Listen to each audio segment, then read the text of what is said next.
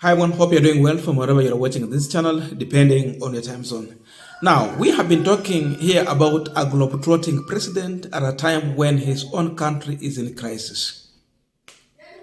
The floods has been all over, but Ruto has been flying out of the country at the time when he need to be in the country and deal with the situation on ground. Instead, for him, we saw that Gachagua can sort out. But above all, was there funds? Those are the questions. And if so, then what went wrong? I'm saying so because if you look at the situation in Mahimayu, it is disaster. The entire community has been swept with water. More than 70 people have lost their lives. These are the people that they have confirmed. The rescue mission is still going on. More than 100 people with severe injuries. I have seen the videos, I've seen photos. People have died. I have the photos. Very, very sad situation. Very sad. Kijabe tunnel just burst.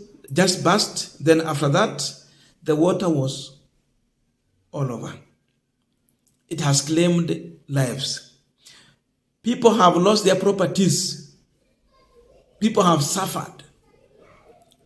No shelter. And that's the situation in this country. Then after this, today, early in the morning, the former president Uhuru Kenyatta did something.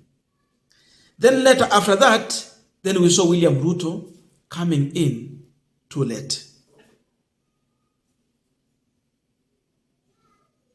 But above all, Gachagua was also there.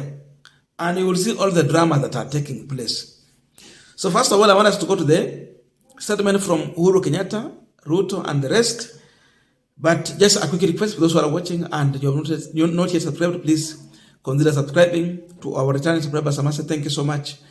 And again, to all our viewers, please give this video a thumbs up. Thank you so much, and back to this discussion.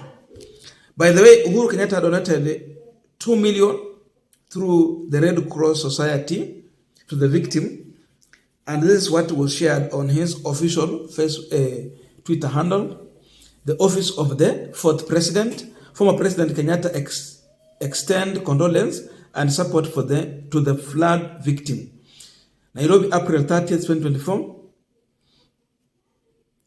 His Excellency President, retired Uhuru Kenyatta, expressed his sincere condolence and deepest sympathy to all those affected by the devastating effect of ongoing heavy rains and floods, which have caused widespread destruction across the country.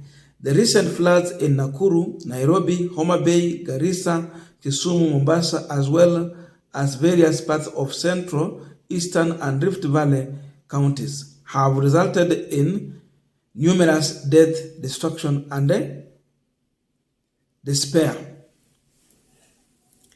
And they are quoting him here. The relentless rainfall has caused significant damage, displacing families, destroying infrastructure, and claiming precious lives. During this time of profound loss and despair, my thoughts and prayer are with the affected communities as they cope with the aftermath of this natural disaster.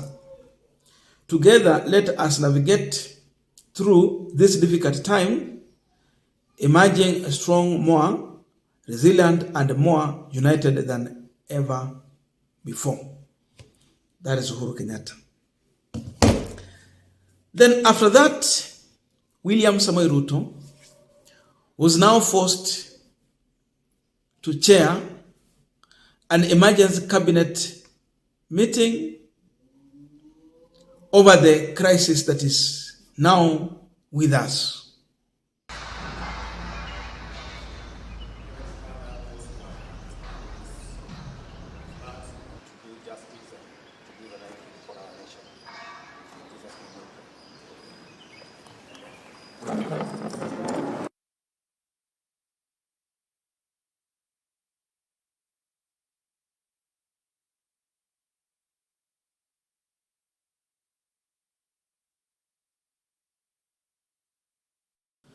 So after William Ruto sharing the emergency cabinet meeting concerning the flood situation in the country, they have now directed the military to join the Mai Mahiu search for victims.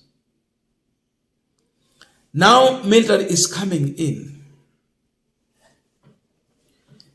We have been talking here that why wouldn't William Ruto declare this flood situation as a crisis in this country, then use the military at such a time? Wanajeshi wetu wako tu wanafanya mazoezi, hawaja kukumbana na vita kali ama shida ngumu ya kukumbana nayo, wanaweza saidia kwa kazi kama hizi. They have to come in during the crisis moment and when the enemies have attacked us. Ruto has now ordered them to join the rescue mission. The question is it happening at the right time? I want to tell you, this is an insult to Kenyans. It is a big insult. Why? We have had this situation of floods. It has cut across the country. Where was William Ruto to give this order earlier so that the people can be rescued on time? We talked about the people in Nairobi hanging on their rooftops, elsewhere, swallowed in the floods, some dead.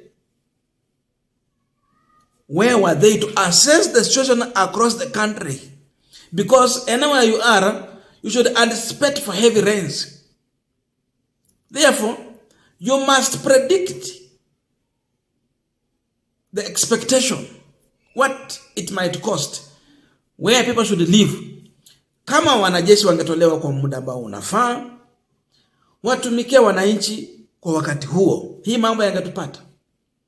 So instead of saving lives, Ruto is now calling on the military to come and search for bodies.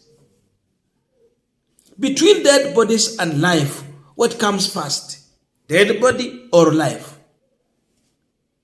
A man who failed to save life, but then come in to search for dead bodies, is he not giving an insult to Kenyans? So he now called the meeting later to assess the situation when it has already happened. There was a time he would have dealt with this issue and the army should have on radar very early. Wako na vifaa vya kutosha wangetumia kuokoa wananchi hata wakati ya mafuriko yalikuwa yanafanyika, mambo mengine.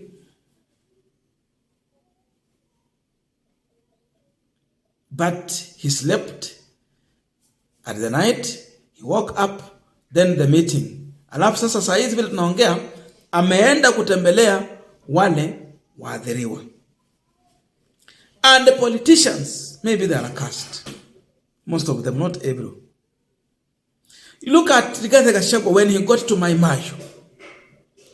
He want now attract crowd, massive crowd. So people are now following him. That he's going there, like he want to feel what they have felt. That he's sympathizing with them. That now he's with them. He was in this country in charge of all this situation where Ruto was not around. Why did he fail to make the right decision? Give order. Polisi watoe watu mahali penye wanaona si mahali safi, si mahali panapofaa. It's dangerous place. Why wait until it has happened, then you walk there and you want to tell us that you are sympathizing with these people? No, you are not. You are going to take credit even from the dead.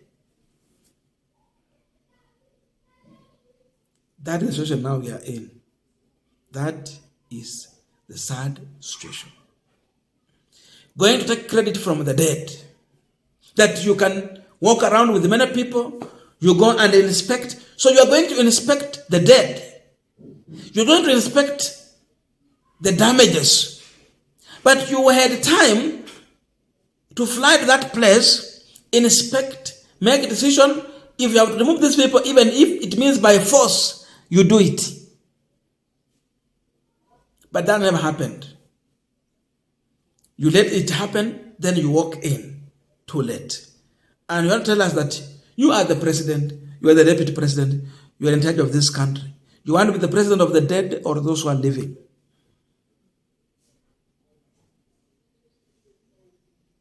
So imagine there was time to save lives. Besides this, we still have even those who are stuck in these floods. Hatuangalie mambo ya Mayu peke yake, but Mayu has been one of the saddest story ever. Mpaka na kwingine kule. So they can only give orders and directive when it has now finished us. I mean, pesa za emergency disaster management huwa zinaenda wapi? So you people, you are sitting on this money so that after it has passed, then mukule. That can be one of the reasons that even you want to eat the money after people have died. This money was supposed to use to rescue these people. Kama mtahitaji ndege, mtahitaji nini, wengine waondolewe kule mahali kuko dangerous as early as possible. Then found place for them. Disaster management money iko wapi? That is the big question. Why wait until the people have died, then you come in? Too late. Sasa hii ndio serikali ya Kenya kwanza. Very sad. Very sad. I think even Uhuru, you compare with William Ruto, he really managed disaster in a better way than what Ruto is doing. At least Uhuru displayed professionalism, humanity, leadership. This one, mambo yameharibika.